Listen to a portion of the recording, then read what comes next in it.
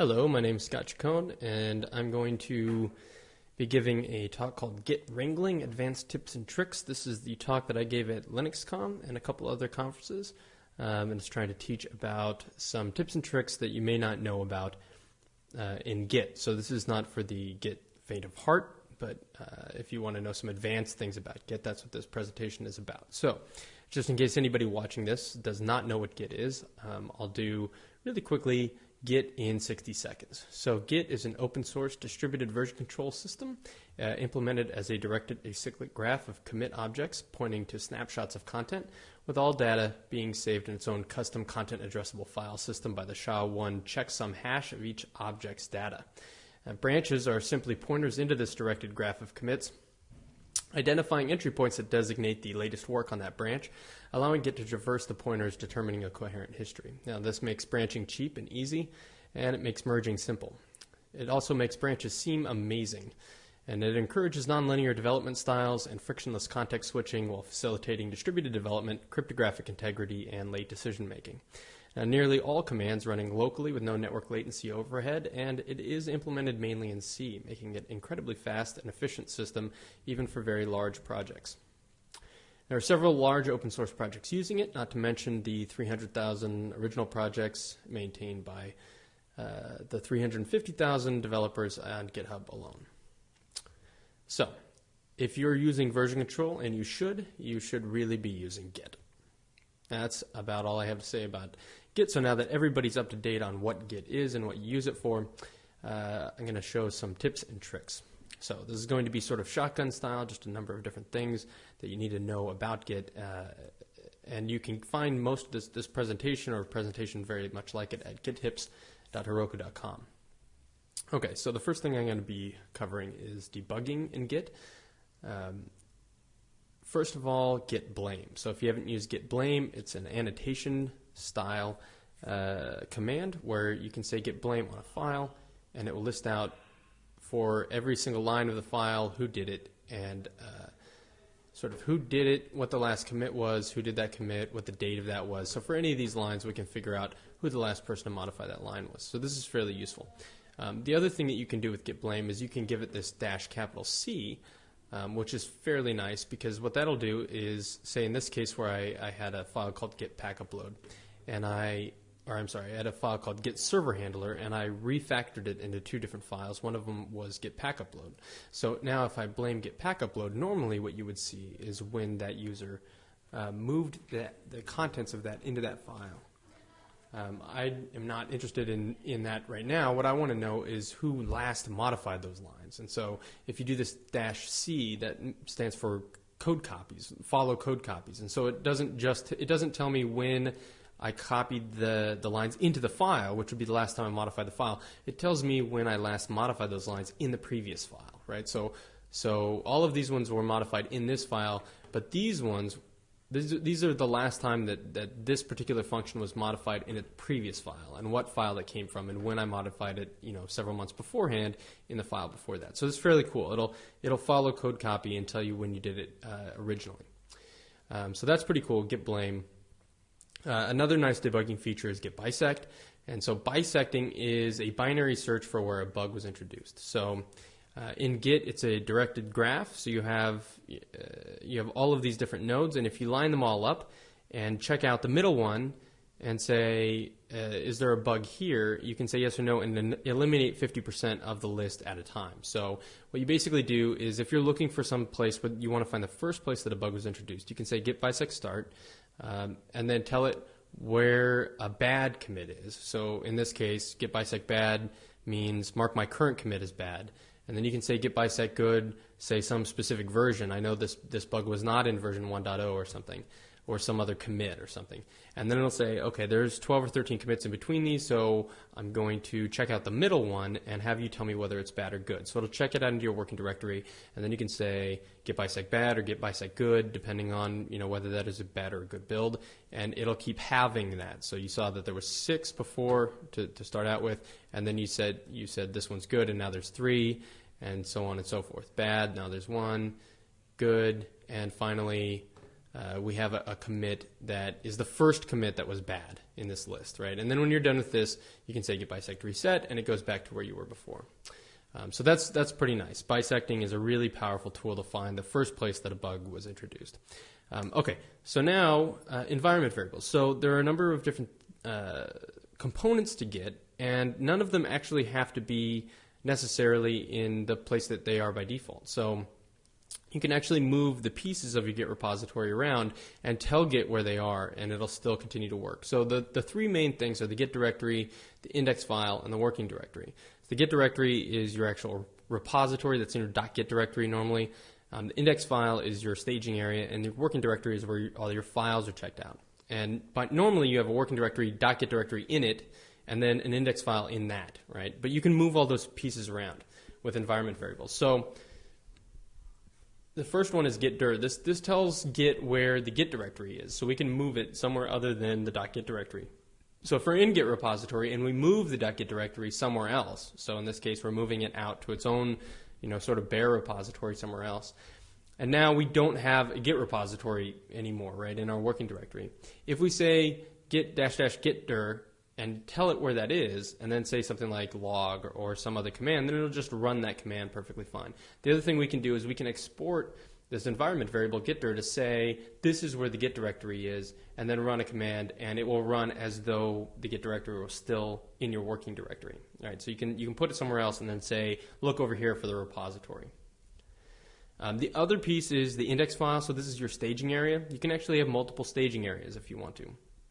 So if we run git status, and we can see that we have two modified and unstaged files, and let's say we stage one, so we say git add kid gloves, right, .rb, and then we run the status again, we can see that kid gloves is in fact staged and readme is not staged, right? So that's cool. Now, if we export our index file, we say, I want my index file to be over here, I want another index file, and then if you do that, if it's a brand new file, you have to say read tree head to sort of pre-populate it with content. And say we stage the other file, so not kidgloves.rb, but the readme file instead, and we run our status, now the readme file is staged and the kidgloves one is not, right? So this moves it, so we have a second staging area, right? If we unset that index file environment variable and run status again, then it goes back to our default staging area where kidgloves is staged and readme is not, right? So you can switch back and forth. You can actually have multiple staging areas. And then when you run git commit, it will actually run your commit, whatever that commit tree is, using whatever index file you have exported, right? So whatever one you're actually having it point to. So in this case, we have two staging areas, and we can switch back and forth between them by just changing this environment variable. Now, if we switch back to our other temporary or our other index, and we run status again, then it switches it back and forth. So you can see that they both have different ideas of what is staged and what is not staged. And then the final variable is git work tree. So you can actually not be in your working directory and run git commands, and it'll still run properly. So let's say that we go back, kidgloves is staged, readme is not. We export our git directory to be our current working directory's .git directory. So that's sort of the default, but we want it to be permanent no matter where we move. We export our work tree as just the current working directory, whatever that happens to be. And now we can move, right? We can actually change directory somewhere else, continue to run git commands, and it'll read it out of that working directory and that git directory. So we can say use this working directory over here as git work tree, use this one as your git directory, use this one as our staging area, and you don't even have to be in any of those directories and run git commands, and they'll still work out of them. So this is particularly useful for a lot of different scripting things you want to do if you want to do some interesting scripting work. Okay, some other interesting variables that you can do is you can overwrite your credentials. So you can, if you export these, author name, author email, that will overwrite your user.name, user.email. So the commits that you make will use these values instead. This is very useful for a lot of times people that are pairing, for paired programming, will use these to say they'll export the name of them and the person that they're pairing with for that day or something, and then they'll change it again for the next day if they're pairing with somebody different. So those are fairly useful. Some other things that you can do with environment variables, you can change some output commands. So merge verbosity will change what merge will tell you. So if you normally do a merge, it'll tell you something like this. And if you, now we're going to rewind and try the merge again. We do merge verbosity. It has to be at least 5 for some reason. I don't know what all the different levels stand for. But if it's at least 5, then it'll give you some interesting stuff. So, it kind of tells you what it's doing here. It tells you what the common ancestor is. Tells you, a little bit more information. So that's kind of cool. And you can play around with that as well with the different levels that it will tell you. Git trace is also somewhat helpful. For example, if I run git trace, it'll give me all this information. For this is an alias that I set up, so it tells you what that alias expands to. It tells you that it's running it through the less command, et cetera, et cetera. So it's kind of nice. And then this is the one that's really helpful. If you're doing HTTP stuff, you can do git curl verbose, and if you export git curl verbose and then run some command that goes over HTTP, then it will show you basically all of the curl output, which is really nice. If you're trying to debug smart HTTP or what it's doing over HTTP, you can actually see all of the curl debugging output this way.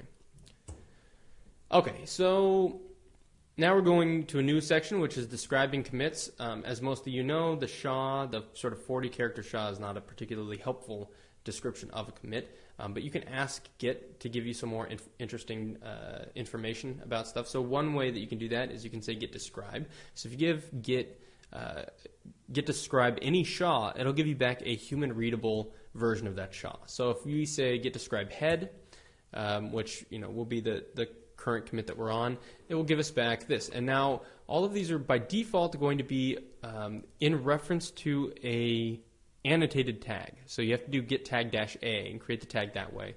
There's a command to git describe to say look for any tag, but by default it'll look for annotated tags, and it'll say so this particular commit that we're on is 25 commits ahead of version 0.2.4, right? And then this is actually the SHA. This after the G here, this is the SHA. The first couple characters of the SHA of that commit.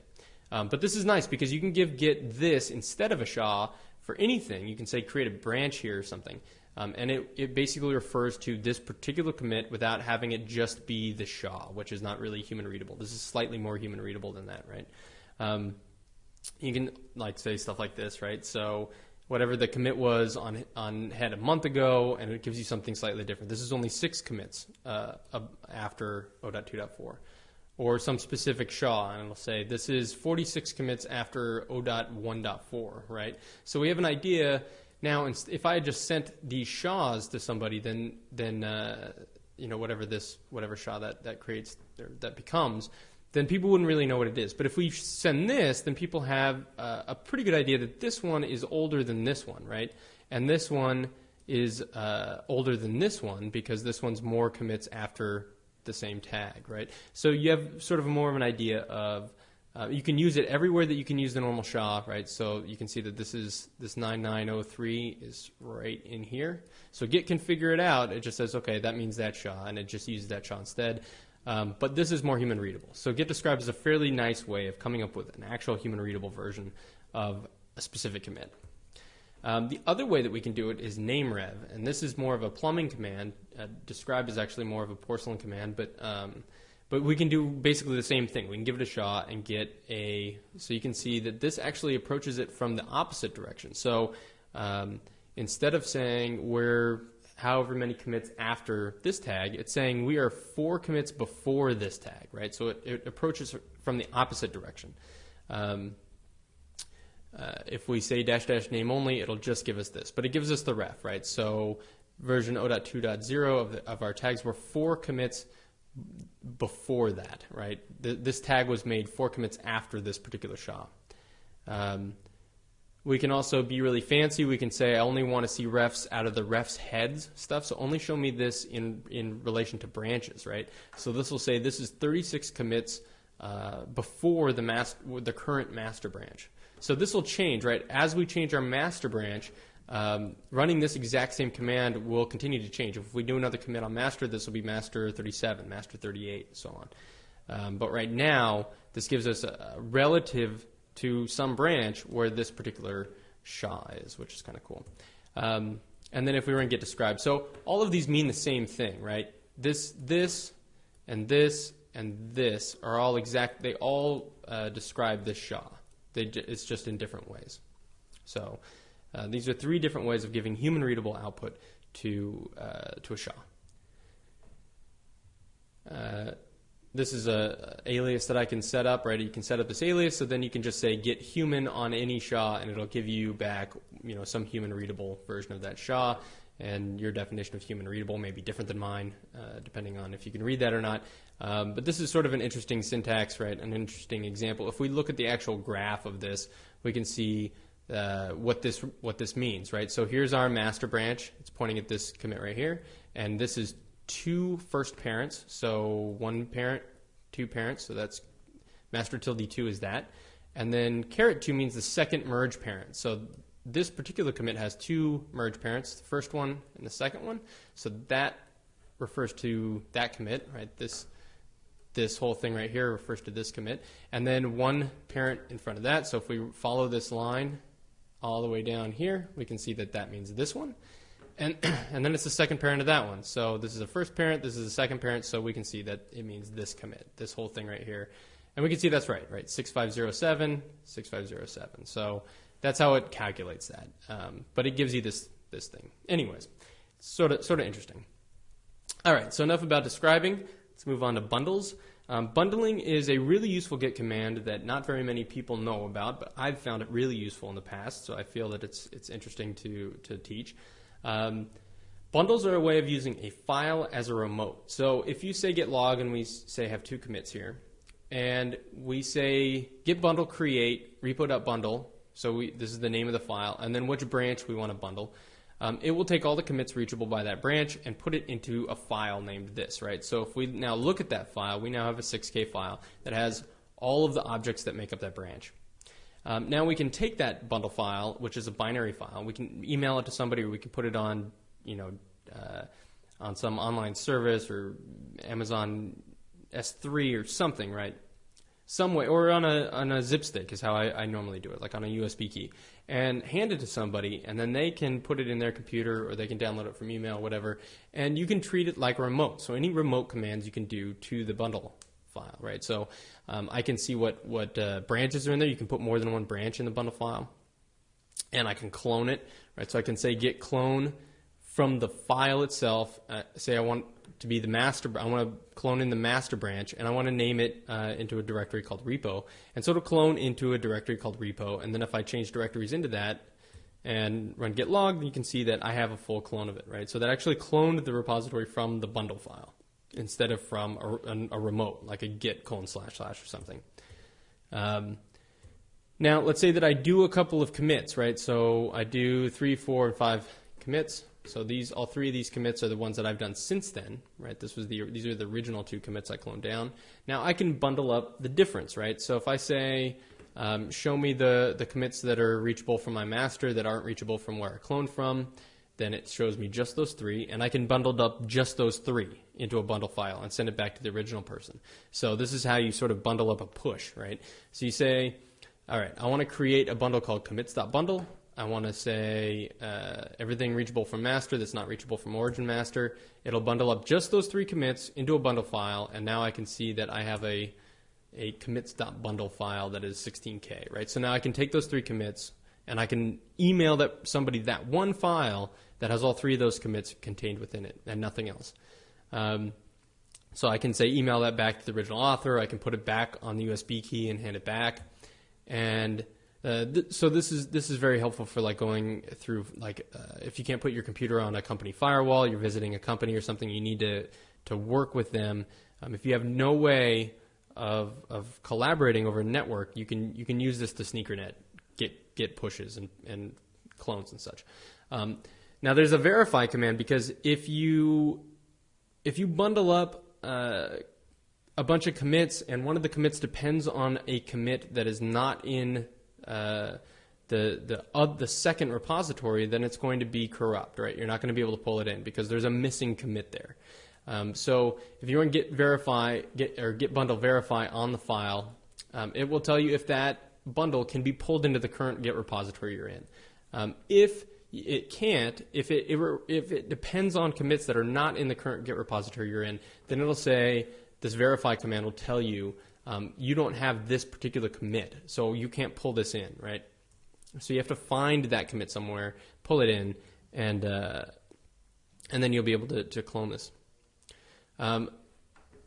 So now we're in the original Git repository. Somebody sent us this commits.bundle file, and we can fetch from it as though it were remote. We can say git fetch that bundle file. I want to make its master branch, a branch called other master here, and pull that stuff in, and it pulls it in. It fetches it just like if it was a remote, and then you can say git log again, and now we can see here's the 3 commits that somebody did off-site. I pulled it in from the bundle. Here's another commit that I've done in the meantime, right? So you can actually do these pushes and pulls via files. So bundles are very useful that way. Okay, so some other stuff, branch management. If we have a couple of branches here and we want to know which of these branches we need to care about and which ones we should possibly delete, there are some helpful branch commands. So you can say git branch -- merged. That will only show you the branches that have already been merged into your current branch. So in this case, issue 53 and Z index, these branches are not necessary anymore because I've already merged them in to my master branch, right? The one that I'm on. So I can delete these branches. There's no work on them that is unique that I don't have included in my master branch right now. The opposite of that is -- no merge. That shows you the opposite. This shows you just branches that have unique work on it, work that has not been merged into your master branch yet.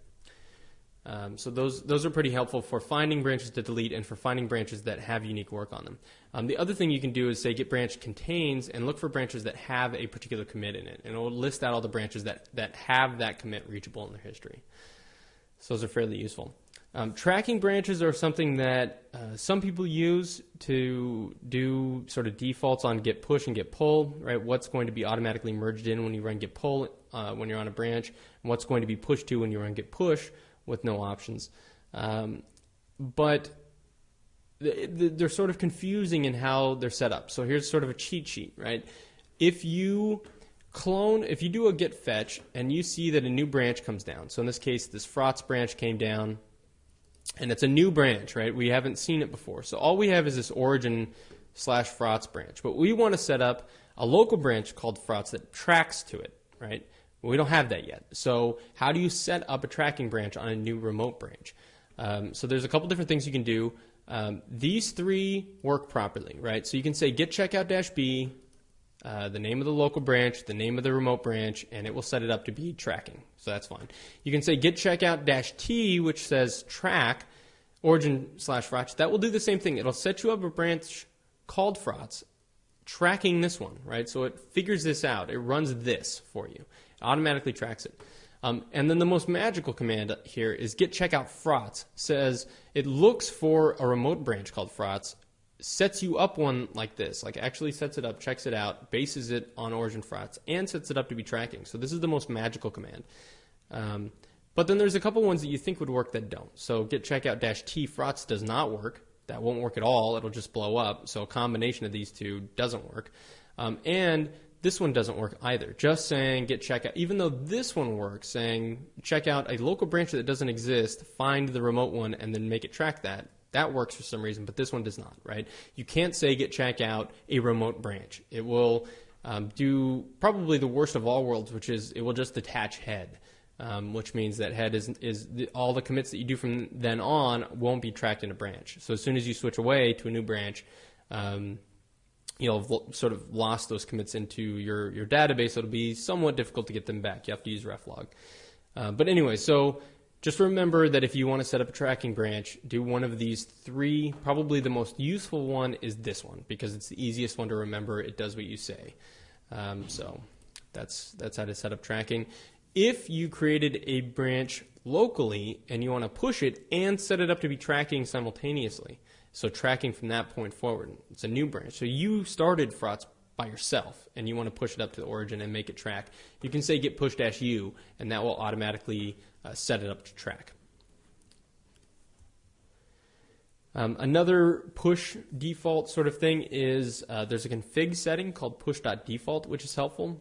So here's all the different values it can take. By default, it is matching, which means that if you're on a branch and you say git push origin, say, it will try, by default, Git will try to push up all of the matching branches. So all of the branches that have the same name on the server as they have locally. It'll look at all the branches on the server and all the branches you have, find all the ones that have the exact same name, and try and push yours to theirs. Right? It'll do that by default if you just say git push origin. If you set this command or this config value to nothing, then when you say git push origin, it will never do anything. It makes you be explicit. Say git push origin branch name. If you set it up to tracking, it will just push your tracking branches up and nothing else. And finally, this is the one I have it set at. I like this one a lot. If you say current, if you say git push origin, it will take whatever branch you're currently on and try and push it to a like name branch on the server. So this is actually really nice. I like this version a lot. If you don't know, I would actually, this is probably the safest one, just not have it push anything. But a lot of people like changing it to tracking or changing it to current. But that just says, if you say git push origin, what does Git try to do? Right. Now, in newer Git, in Git 1.7 and above, there's some new stuff that I think is kind of either fun or interesting. There's a colon syntax, so if you say colon slash and then some name, some word, it will do a regular expression search through the messages of the commits and find the first one that matches. So this shows the last commit that has the word fix in its message because we put fix here, right? So if I wanted to see the last commit that had the word love in its message, I could say git show colon slash love, and it will show me that this is the last commit that has the word love in it, right? If I want to see the last merge commit, I can say colon slash and then a caret, which says match from the beginning of the message, right? Because it's a regular expression, and then capital M merge. And because most of the merge commits start with the word merge, this will show me the last merge commit. It's kind of interesting. So this shows me the last merge branch, right? Or merge commit. Some other interesting things in the newer Gits, you can, if you have multiple remotes and you want to fetch from all of them at the same time, you can set up a remote group. You can say config remotes dot whatever you want to name the group, and then list out all the remotes.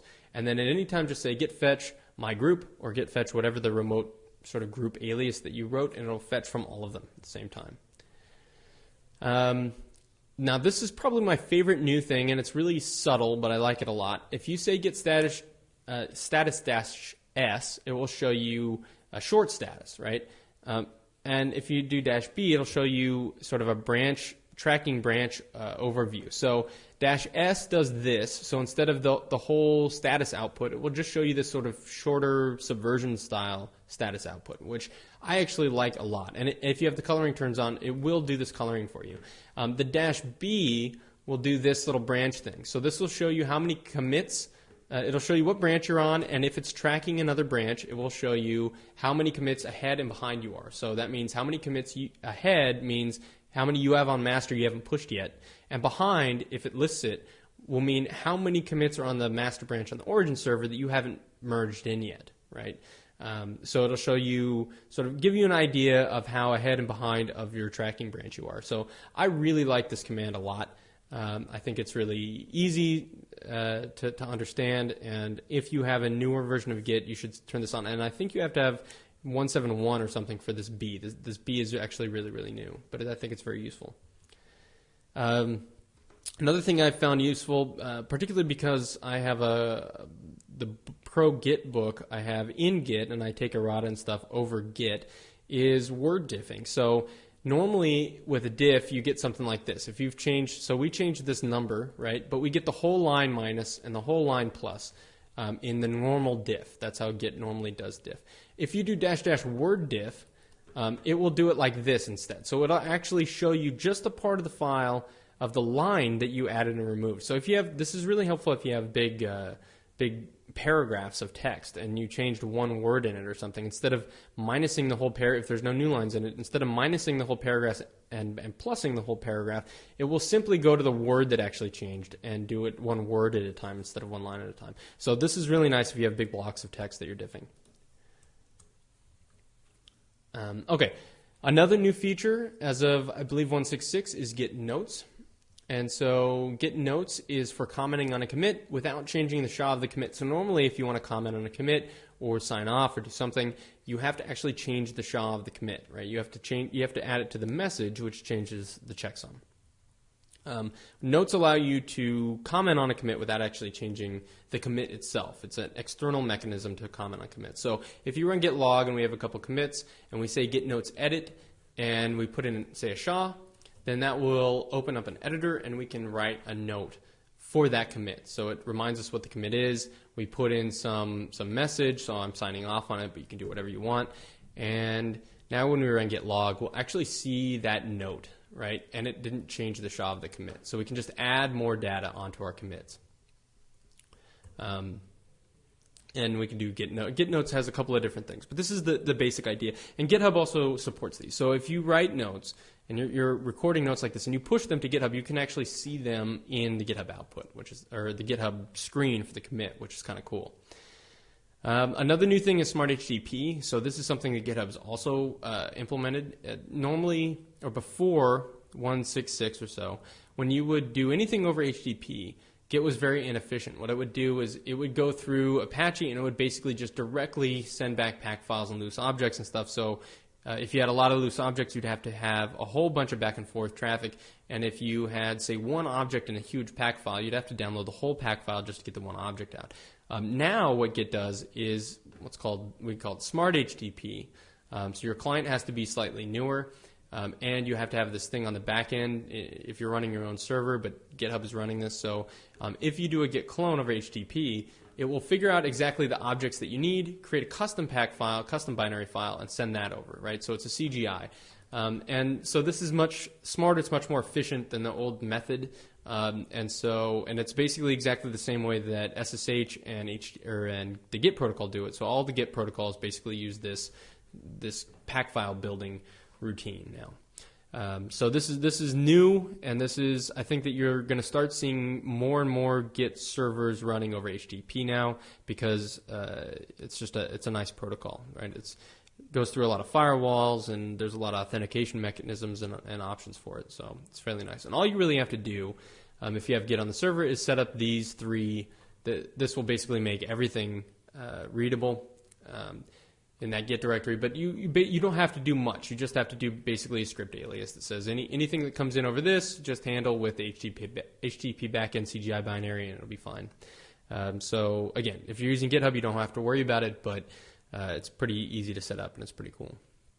Okay, here's another thing. Now, grafting has been around with Git for a long time, but a lot of people, one of the problems with Git is that when you do a clone, you get a clone of the entire repository. Now, you can do depth, shallow clones. You can say, I just want, the last commit or the last 10 commits or something, and do a clone that way. That actually does work, and you can commit on it, and you can push back to the original repository. But if you don't want to do that, if you want to just, say, make your repository smaller, say you have 10,000 commits in your repository, and you want to split it up so that you have, 9,001, that's sort of the historical repository, and 1,000 in a shorter repository, so that people don't have to download the whole thing. They can download just like sort of a working set, and then if they want the rest, they can fetch the rest of it and then graft it on without changing all the SHAs. And so that's what replacements and grafting do. Grafting is just an older way of doing what replacements now do. So I'm going to teach replacements. So if we have let's say we have a history of 5 commits, right? Let's say that each of these commits, let's say it would be exactly the same if you had 10,000 commits, but I'm just going to show it with 5 because it's easier to demonstrate. So say it looks like this, right? You have your 5 commits, and your master branch points to the last one, and so that's sort of your history. You want to break this up into 2 separate repositories. The way you can do that is you drop a branch at the first commit that you want to be sort of the top of your historical data, right? So I'm going to do the first parent of master. And now I can see that here's the sort of branch pointer. The 4th commit this is going to be my historical data, right? And then this is going to be my sort of working set data. So that's how I'm going to split it. I'm going to split it at this 4th commit here. Okay.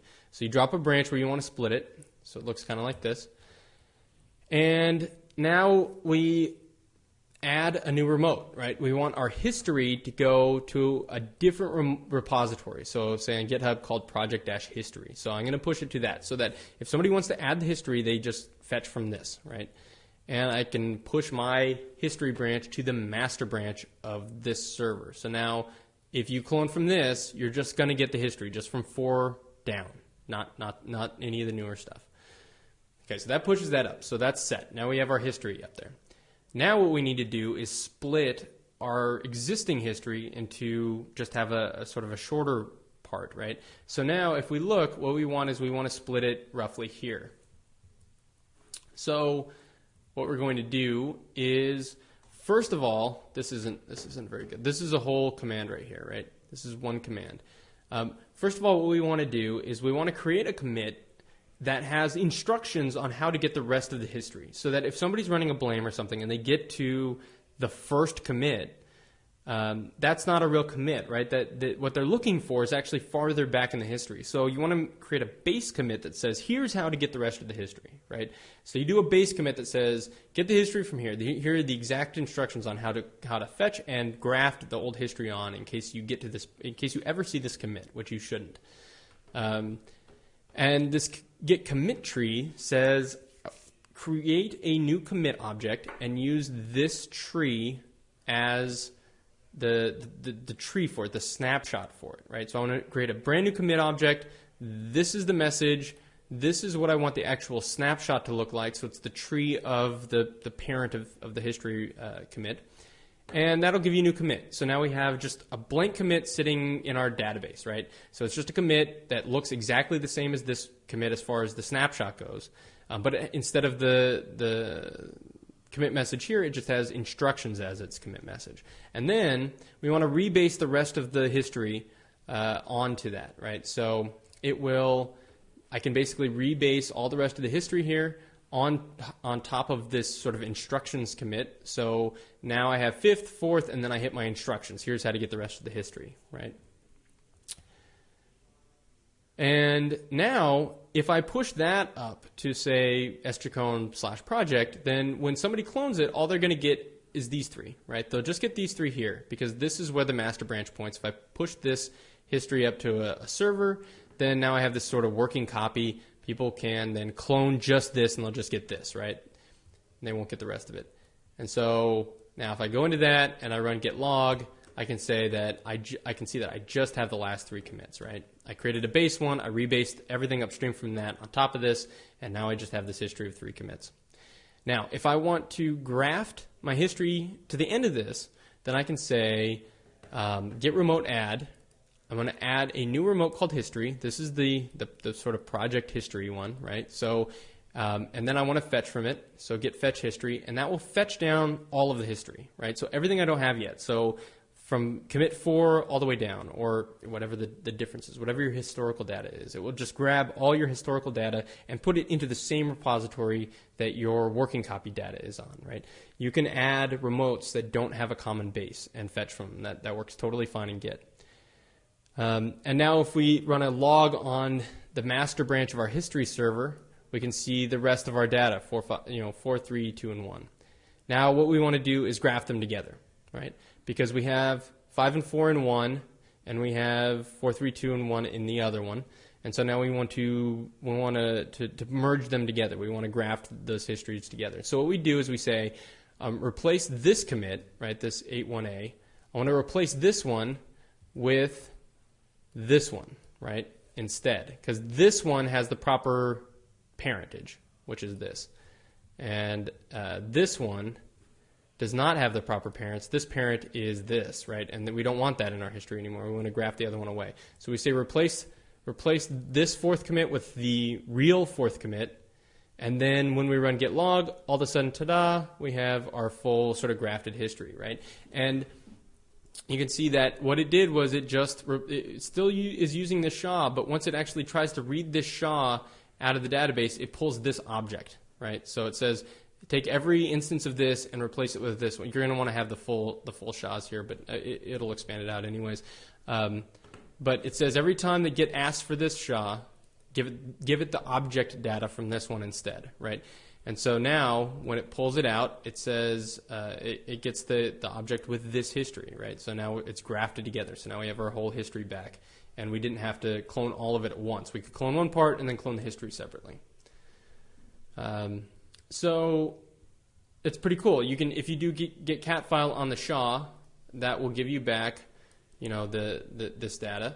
If you say get cat file but with no replace references, don't actually replace the replacements, then we get a slightly different one. You can see that the parent's different, right? This parent is referring to the one with the commit or the how to get the history instructions, and this one is referring to the commit that actually came before this one. So you can actually just tell Git don't replace stuff if you really don't want it to do the replacements. But once you set that replace, once you say Git replace something, every time it asks for that one object, it will give you back the data from the second one. The other kind of cool thing is that it actually keeps these replacement references in the refs space, right? So if you say for each refs, in your ref space, you have all your replacements, which means you can push and pull them. So you can push these replacements into a repository. Somebody else can fetch the replacements from the repository over the Git protocol. And those replacements, you know, they can put them in place locally as replacements. So they can sort of fetch all of your replacements as actual replacements as well, which is pretty cool. Graphs are basically the same thing. They live in .git/info/graphs, and you basically just say replace this one with this one, right? That would do roughly the same thing as the git replace call. But there are a couple of differences. One is that replacements are easier to share than graphs, because with this, you have to take this graphs file and email it to somebody, and then they have to put it in place. Whereas since the replacements are refs like this, you can actually push them to a server and fetch them back down, right? You can't do that with the graphs. With the graphs, you actually have to move the file. So it's easier to share. It's easier to ignore them because you can do the -- no replace refs, whereas the other ones with the graphs, you have to actually move the graphs file out of place for it to ignore it. And the other cool thing about replacements is that you can do any object, right? So you can actually replace one blob with another blob if you put those SHAs in. If you say git replace SHA A, SHA B. If they're blob SHAs, then every time you try and check out one blob, you can say check out this other blob instead, or a tree, or anything, right? It doesn't have to be a commit, whereas the graphs had to be commit objects. So with these three, there's actually a bunch of sort of interesting things that you can do with the replacement mechanisms. For example, you could do things like, if you have some really huge file, you can commit a tiny file, right, in the actual Git repository, and then have another Git repository that has a bunch of huge files in it. And then if you actually want those huge files, so say like in your history or something, if you actually want those huge files, you fetch from that other repository and you replace all the small ones with the big ones, right? So you get the actual big ones down again. So if people really want the old huge files that are somewhere in your history, then they can fetch from them and do the replacements, right? But it doesn't have to be just the commits. You can be objects or trees or anything else. So an example of Erlang actually uses the graphs mechanism, but they could just as easily do the replacement mechanisms. But Erlang does this. So if you do a clone of Erlang, you only get recent history. There is another Erlang repository that has all of the history of Erlang, and you can fetch it and graft it on if you want to. All right. So another interesting tool, if you're doing a lot of merges and then rewind and then remerge, or if you're doing a lot of sort of rebasing all the time, you can use a tool called reuse recorded resolution, or re. And all you have to do is run git config re.enabled and set it to 1. That says turn on re. And what this will start doing is remembering how you're resolving your merge conflicts. So if you get a merge conflict and you resolve it, you commit, it will remember how you did that, so you don't have to do it again. So if this is one file and we have hello world, and in our master branch we have hello mundo, and in our ITN world branch we have hola world, right? So we went in two different directions. One we translated the hello, one we translated the world, and now we try and merge them in, right? So in our master branch we merge in the other branch, we're going to get a conflict, right? And if we look at it, one will have Hola World and one will have Hello Mundo, and we're going to have this conflict. But we can see when we turn on the re that we get this new line when we get a merge conflict, recorded pre-image for whatever, that says, I'm remembering how this conflict started. And now you can run re status, see what it has, what re is seeing. That's not that important. LS files will just tell you the 3 different states, so you can see the before, left, right, and center sort of the merge. And now we edit hello.rb, we resolve it to be fully Spanish, right? Hola Mundo, that's how we resolve that particular conflict. We add it, we commit it, just like we normally would. If we run re-diff, we can see left, right, and how we finally fixed it, right? So Git remembers this now. It says, if I see this again, then this is how I'm going to resolve it from now on.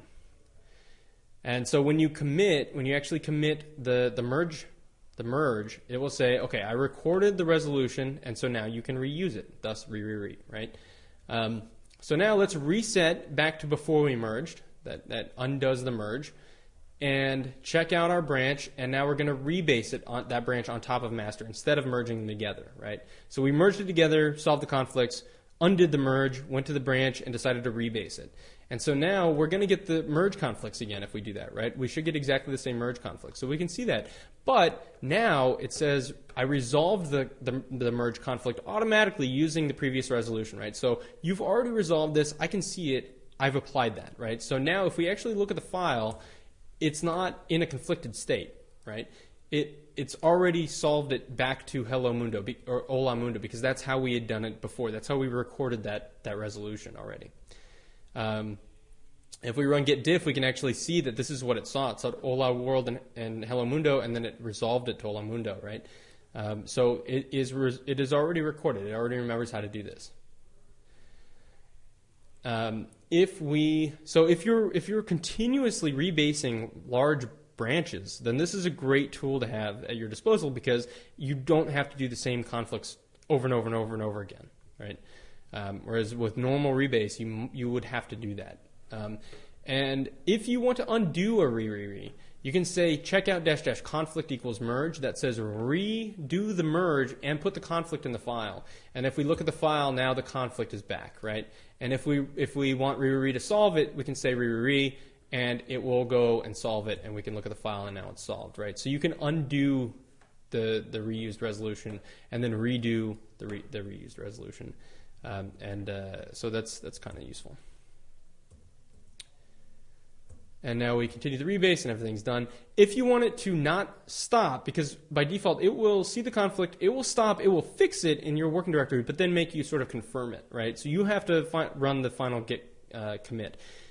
If you want it to just continue, right? If it sees the same problem that it had before, reuses the resolution, and instead of just stopping and making you say, yes, that's good, just continue the rebase or do the final merge commit, if you just want it to continue, you can say re auto update on the merge, and it will automatically do that. Or you can just set re auto update, and it won't stop. When it has merge conflicts that it can resolve all of them using reused ones, then it will just keep going, right?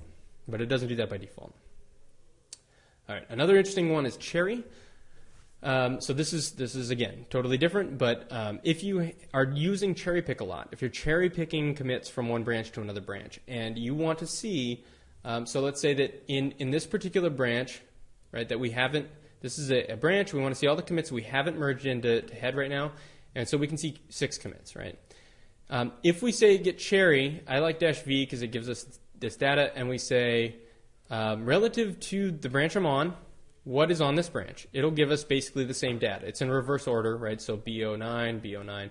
It's in reverse order. But this says, here's the earliest one after that, blah, blah, blah, and this is the latest one that are unique to this branch relative to this branch. So you can say get cherry, branch A, branch B. And I'll show you everything on branch B that's unique. And so these are, we could cherry pick these, right? These are cherry pick candidates, basically. And if we cherry pick them, so we cherry pick it, we cherry pick it, we cherry pick it, blah, blah, blah, and we run the command again, get cherry, branch A, branch B, it will show us all the ones unique to branch B, but it will put a minus next to the ones we've already cherry picked, right? So we get an idea of, we can keep track of which ones on that branch we've already cherry picked and which ones we have not already cherry picked. This is a fairly useful tool for that. Okay, a couple other sort of customizations. Autocorrect is nice. You can say, if you type a git command and it's not really a command, Git will say, did you mean this? And if you want it to not say, did you mean this, if you want it to actually run that, assume you meant that, then you can set help.autocorrect. And so if you say git config help.autocorrect and set it to 1, this is actually a timing. This says wait 1/10 of a second before running the guess. If you set that to 10, it will wait a second. If you set it to 20, it'll wait 2 seconds, and so on. Then you could say git comm, and it will actually just run git commit, right? It says, continuing under the assumption you meant commit, and it just runs the commit. It's fine, fairly nice. Coloring's nice. If you have a terminal, you want to set color.ui to true. That'll turn the terminal coloring on, which is really nice.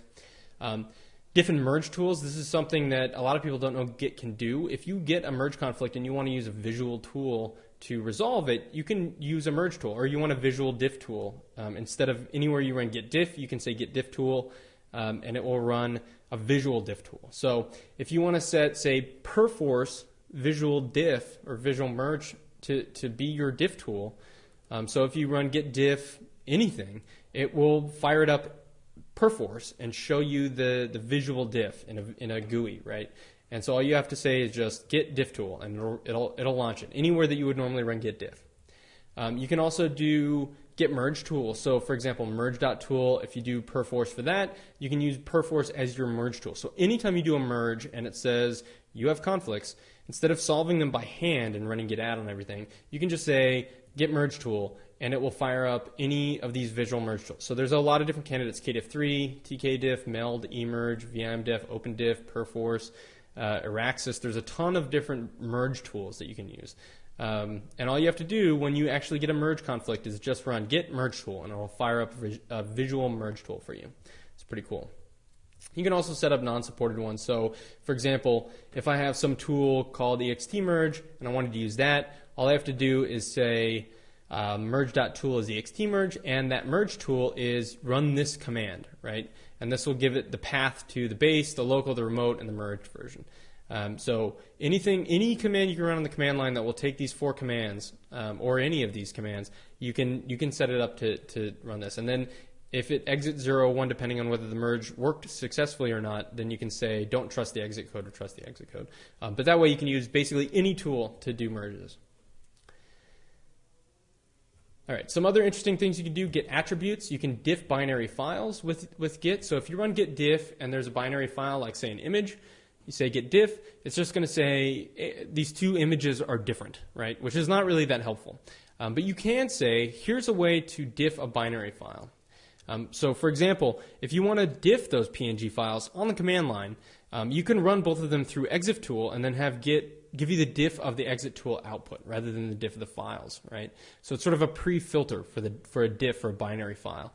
So if you run exif tool on an image, it's going to give you all this data about an image. So if we diff this, then that might be more helpful, right? So the way that we do that is we say, for all the PNG files, I want the diff tool to be the exif strategy, right? And you put that into a file called .git attributes. And now you tell Git what the exif strategy is. And so diff.exif text conversion, how to convert a binary file into text for a diff, is it just runs exif tool, right? So that's just the command. So you run, once you set this configuration setting and put this in your git attributes file, then when you run git diff, instead of saying A and B differ, what it's going to do is run both images through exif tool and then diff the output of that exif tool, right? And so now we can see that the file size differed or changed. We can see the modification time changed somehow.